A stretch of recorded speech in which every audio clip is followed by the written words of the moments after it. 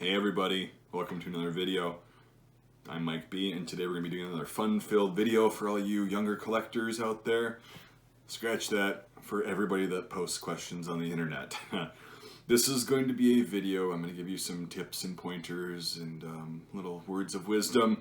I got 10 points in no particular order of how to ask an educated, non-vague, and non-lazy question to somebody online. This will be kind of pertaining to military surplus stuff in general, because that's kind of my wheelhouse. It's where I operate out of. But this is pretty true for anything online when you're talking to somebody that either has their own channel or has been in the game for a long time. You don't really want to be asking lazy, uneducated, and really vague questions. It's a good way to not get your question answered. So if you actually want to have a better chance at somebody answering your question, including myself, here are 10 kind of things to think about right before you've got that question all typed out and it took you 5 seconds to think about it, and you just want to blurt it out and get that instant gratification, get that dopamine hit. Before you hit that send, post, whatever button on whatever platform you're on, consider these 10 things in no particular order again. The first one, have I exhausted all of my personal effort to the maximum to find the answer myself? We live in the age where we have more information in a cell phone than a computer did 60, 70 years ago in an entire room full of machinery and tons of stuff. We have basically a plethora, if not an infinite amount of information at our fingertips every single day. That's something that nobody in history that we know of has had. You should be able to learn how to do a Google search, DuckDuckGo, Bing, you name it, whatever search engine you want. You should know how to do that by now if you have a smart device. If you're posting on YouTube, you should be able to know how to search for something yourself. This is true with anything, not just military surplus stuff. This light came on in my car. What does this mean? Okay, something like that, instead of just relying on somebody else to answer that question for you.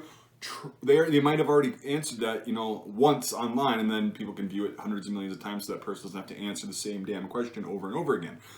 So utilize that. Do research. Do your own research. I know I never talk about that in these videos and all of my previous videos, but I'm being serious. You should try to exhaust all of your own resources and all of your own effort before you ask somebody else a question. So, number 2. Is this a question that I think many people ask? Okay, a common question, or could ask. Therefore, it may have already been answered, like I just said, once or twice. And I can possibly find it with a 5-minute search. So this is the second point that I kind of already was going into transition-wise from the first one. That's something to consider. Think about this. And it's not that asking questions is a stupid thing or a bad thing. It's just that in the modern world, everybody's really busy. Everybody's as busy as they've ever been. They've got things to do, especially people like myself. I'm constantly doing something. I'm constantly busy doing something, answering questions, running my business, having my personal life, doing things like that, taking care of a house, all that stuff. Got a lot of responsibility, so does everyone else. So I'm not always going to be able to sit there and answer the same question over and over again. It gets really annoying. Therefore, it's I kind of encourage people to think, okay, is this something that's probably already been answered either by whoever I'm asking or somebody else? I should go look that up, so the past 2 little points kind of come into play. All right, I'll try to move a little bit faster here. This one is very important. Number 3. It's kind of the point of the whole video. Is this a vague, not very... Jeez. Let me back up for a second and try that again. Is this a vague, not very well thought out, quick, and generally lazy question that I expect a very detailed answer out of? How much effort actually went into forming this question? Chances are, if you spend 5 seconds typing a question, that's about how long somebody's going to look at it and just go on by, because it's not really worth the time or the effort to answer. And with that, number 4 is, will the person I'm asking actually understand my question, right? And most likely be able to give me helpful information to myself and possibly others in the future. So if you're going to ask a question, be very clear. Don't just type out vague things with bad grammar and bad spelling and expect them to just read your mind. You need to be very clear and articulate what you are asking. Be as detailed as possible. Number 5 is something that I personally experience, and I've seen this on every forum, Facebook group, Instagram post possible for YouTubers, people that have been in the hobby for a long time and are considered experts. I don't consider myself an expert. I'm just differentiating myself from them. It is number 5 is, does my question start with what is the best or what is your favorite, and end with an adjective or a noun or possibly 2 nouns or just 1 noun? If I see one of these questions, I usually just ignore them because they're not well thought out. There's no effort put in, so I'm not going to expend the effort to answer a non-effort, a question that no effort was put forth in the first place. I don't think that's right. And if I do answer, it's probably going to be something that you're not going to be expecting, like that's a very vague question. You're going to have to try again, something like that. You're probably not going to like the answer, but it's truthful. It is a vague question. I'll give you an example really quick at halftime here at 5, and hopefully I can rattle through these last few points. They're not as long as the first 5 are. I get these all the time. What's the best gun? What's your favorite gun? What's the best camouflage? And I always say, if I do reply, that's very vague, I can't answer that, and people get pissed off. Well, fine, fuck you then, you asshole. Good, I'm unsubbing. Okay, fuckity bye. Stop, please don't, come back. All right, here's why I say that, is because I can't answer that question. What is the best gun? A, I don't have a favorite gun, therefore I don't have a best gun, right? So there, I just answered 2 of your questions. That's really, it's like saying, what's the best hand tool? What are you doing? What project are you doing? What's the best gun? For what? Where? Who's handling it? What's their experience level? Instead of saying what's the best gun, you can start out with that, but instead of ending it with like 1 to 3 possibly words, why don't you put a few more sentences on there, or even just a few more clauses in that sentence, like, what would be the best gun for somebody who's inexperienced, going to be buying their first handgun for home defense? I live in an apartment and blah blah blah, and this and that. That's a question that's like, you put effort into asking that. I need to put effort into thinking about this and actually answering that. That's an example of something. Or what's your favorite rifle from the First World War on the Entente Powers side? Main rifles only, no fancy things, just bolt guns or whatever that they had.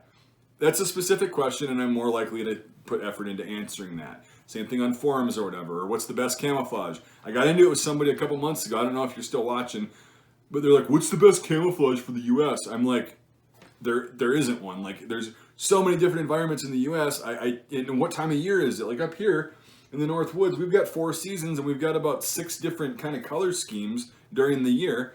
Different camouflage patterns apply, and this is just one tiny area in the United States. So that's kind of why I say I either don't answer these questions or I just whatever. And also what's your favorite? It doesn't matter. It's totally subjective. My favorite's going to be different for somebody else. Like, that shouldn't really matter. I mean, I guess you can be curious about that, and I get that, but asking people generally what their favorite whatever is kind of dumb. I've always thought that. I could be wrong, but it bothers me. I usually don't ask that of other people, even in person. So anyway, we'll move on now. Number 6, ask yourself, why am I asking this question? What do I seek to gain out of it? Do I seek to gain a quick, 15-second dopamine hit because I got a reply and blah, blah, blah? Or do I actually want to learn something and pick this person's brain and use their knowledge to actually further my knowledge in an intelligent way? Well, if you're asking yourself, why am I asking this question, and it was the latter, you're probably not going to be giving me a, what's the best camouflage? You're probably going to be more detailed, and that is appreciated. 7, could I probably be more detailed? There we go. I just explained that. 8, would I get annoyed by being asked the same question hundreds of times? This is a little bit harder. You have to really self-reflect, put yourself in somebody else's shoes. But if you had to answer the same simple question hundreds of thousands of times, right? Say you had this curse that you had to answer every single question that was given you on YouTube. Would it get annoying answering the same thing when people could just look and find it in a very easy spot everywhere around the internet? Okay, so that's just one thing. That's more of a personal thing for me, but it applies to other people too. I see experts that have a lot more patience than I do that answer the same very vague, very dumb, very simple, not thought out question over and over again. I don't know how they do it. 9. Sorry. if this could be a question that is very vague and not well thought out, could it be possible that I won't get an answer because there's nothing unique about my question? There we go. That's number 9. So this is basically just summing up everything I just said.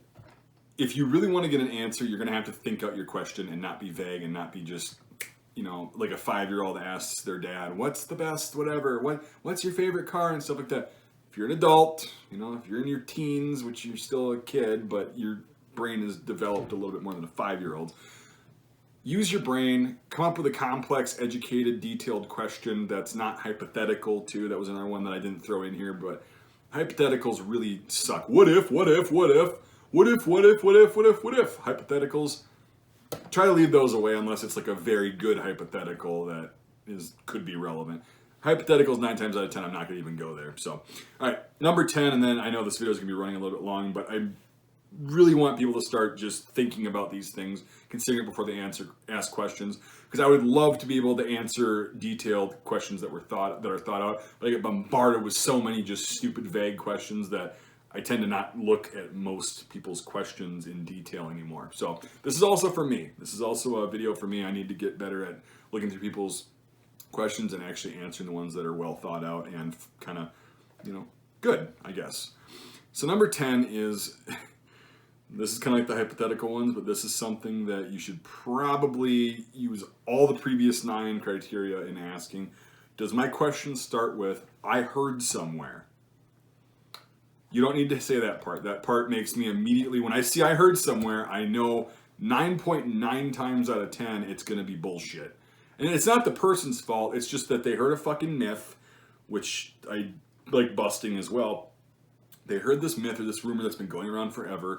Again, it's probably going to be repetitive, it's probably going to be already debunked. If I see I heard somewhere, I generally just go past it. I don't even keep reading. So, I mean, you might be sitting here watching this video and be like, oh, this guy's a fucking self-righteous asshole. Sure, you might be right. You have to understand how many comments and how many interactions I have to deal with on a daily basis.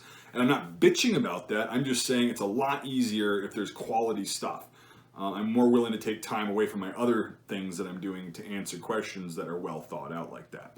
And so are a lot of other people. I won't name names because I don't want you to think that they're a self-righteous asshole. But people that you know and you probably are subscribed to and talk to on the internet about the surplus community, we talk and there's some similar frustration. So anyway, that's all I've got for this subject. I'm sure there's a little bit more. Maybe I'll make a refined one in the future.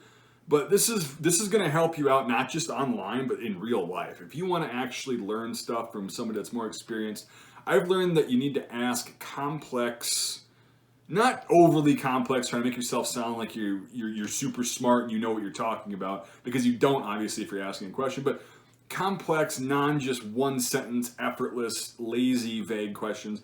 You will actually get a lot of information from somebody. And that's the way you learn. So this is actually very helpful, just life advice in general. But as far as we're talking military surplus firearms and just stuff in general, camouflage, you name it, this is going to help you get more interaction from myself, and I guarantee you some of your other content creators. So just try it out, watch what happens, and yeah, hopefully it works out well for you. It will work out well for you. Work out a lot better. It's becoming a lost art is asking an educated question. So anyway, that's all I've got. If you've made it this far, comment with Rhodesia. Say, I made it this far, Rhodesia. Because I know there's going to be a billion comments. Oh, I'm a brush stroke. Yeah, I kind of was in the Rhodesian mood today. Got this for maybe a camouflage test next year? No, he wouldn't do that. It's definitely a repro. It's not real. Good God, I can't find one in size extra fat, much less size extra small. That's original for less than like $1,000 because of the fucking meme. Rhodesia's a meme. Everybody's obsessed with it. Man, it's a failed state, dude. They got their asses kicked, even though they kicked a lot of ass. Anyway, that'll rustle some jimmies. Jesus Christ, I need to stop ranting. All right, I'm going to go through the support thing really quick, and then we'll end the video. If you like this content and the rest of my content, and you want to see more ballistic tests, videos like this, more gun videos, ASMR, all that stuff, I fund the channel out of pocket to a certain extent, and I'm okay with doing that. But crowdfunding really helps out with being able to do things that I wouldn't be able to otherwise do because of a lack of funding out of pocket. So this year's been great for crowdfunding. I've been able to do a lot more content that I anticipated that I want to do but couldn't afford before. Now I can. So there's 2 ways you can do this. Patreon, link is in the description, or you can become a channel member on YouTube. Hit join below. And $5 a month or more on either support platform gets you access to my Discord server, which is really fun. A lot of cool content on there, a lot of good questions asked on there, and a lot of information is exchanged. I learn stuff, people learn stuff. It's a good time. It's really fun too. So if you can't do that, if you can't support the channel financially, you can still support the channel by liking this video, subscribing if you haven't already, and sharing this video if you found this content useful and you think people should hear it. So any way you can support the channel is fine by me. I appreciate it, and just watching this video supports the channel. So all that aside, I think I got through that faster than a lot of these videos. Hopefully this video is under, I guess, 20 minutes. It feels like I've been ranting for it, but this is, again, I think it's a very important topic that needed to be discussed. So thank you for watching, everybody. We will see you on the next video.